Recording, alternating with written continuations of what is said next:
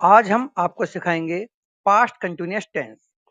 सबसे पहले इस प्रकार के सेंटेंस की हम बात करते हैं कि ये इनकी पहचान क्या होती है।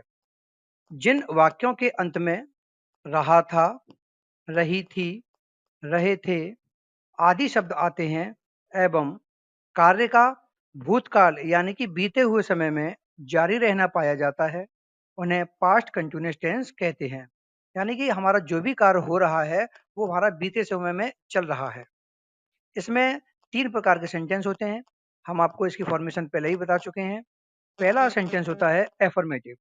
तो एफर्मेटिव सेंटेंस बनाने के लिए हमें क्या-क्या बातें ध्यान रखनी है कि जब कोई भी हमारा सब्जेक्ट होगा, उस सब्जेक्ट के साथ में हेल्पिंग वर्ब वाज या वर आएगी। सिंगुलर सब्जेक्ट के साथ में हेल्पिंग वर्ब वाज का यूज करेंगे और प्लूरल सब्जेक्ट के साथ यानी बहुवचन कर्ता के साथ में हेल्पिंग वर्ब वर का प्रयोग करेंगे। इसी के साथ में वर्ब की फर्स्ट फॉर्म में आईएनजी, उसके बाद ऑब्जेक्ट और अदर चीजें आएंगी। हम एक वाक्य उदाहरण के लिए समझते हैं। जैसे बच्चे कल शाम मैदान में खेल रहे थे। यहाँ बच्चे की मीनिंग चिल्ड्रन और बच्चे बहुवचन हो गया, प्लूरल हो गया, तो इसके लिए हेल्पिंग वर्ब वर, मेन वर्ब प्ले और उसमें एनजी। तो the children were playing in the field last evening. यानी सेंटेंस हमने जो बनाया है वहां पर हमने प्लूरल सब्जेक्ट के लिए हेल्पिंग वर्ब वर का यूज किया है। अब हम बात करते हैं नेगेटिव सेंटेंस के बारे में। नेगेटिव सेंटेंस बनाने के लिए सबसे पहले हम सब्जेक्ट लिखेंगे। सब्जेक्ट के बाद में सब्जेक्ट के अनुसार वाज या वर का प्रयोग करेंगे। इसके बाद नोट आएगा। नोट के जस्ट बाद ही हम वर्ब की फर्स्ट फॉर्म में आईएनजी का प्रयोग करेंगे।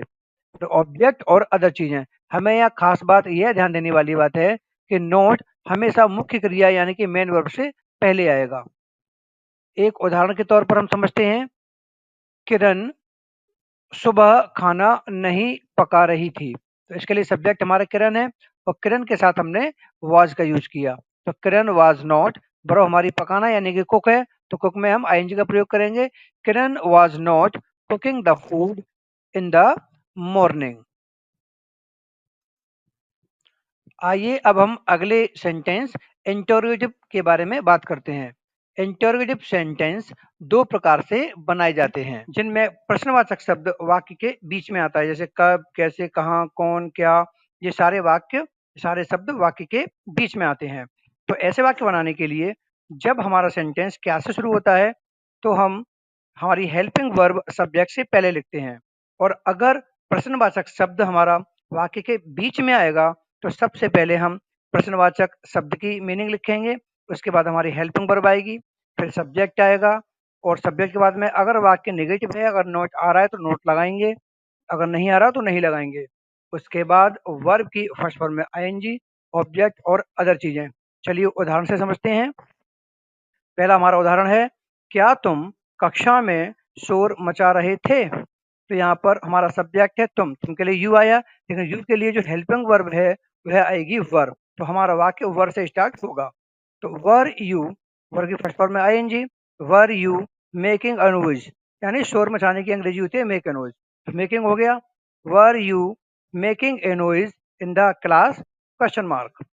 हमारा दूसरे प्रकार का वाक्य है, वह शाम को क्यों नहीं पढ़ रहा था। यहाँ पर देखिए क्यों शब्द यानी कि प्रश्नवाचक शब्द वाक्य के बीच में आया है, तो हमारा सेंटेंस इसी से शुरू होगा।